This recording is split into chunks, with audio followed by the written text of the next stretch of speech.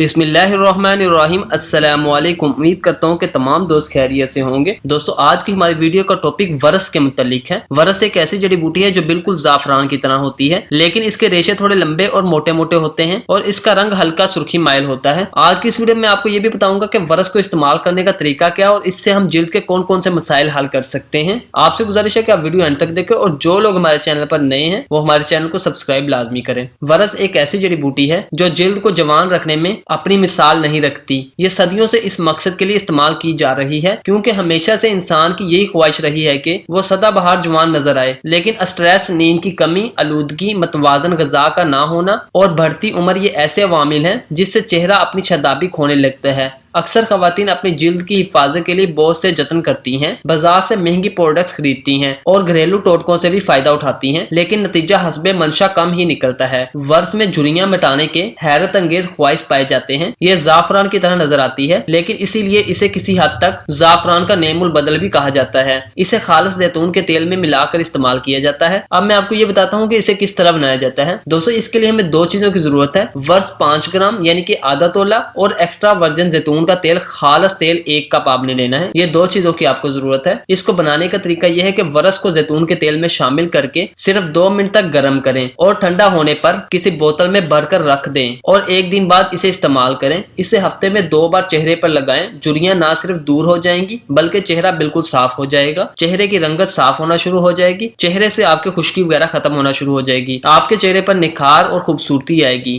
दोस्तों, ये थी आपके लिए खास वीडियो। उम्मीद करता हूँ कि आपको वीडियो पसंद आई होगी। अल्लाह हाफिज़। मिलते हैं एक नई वीडियो में।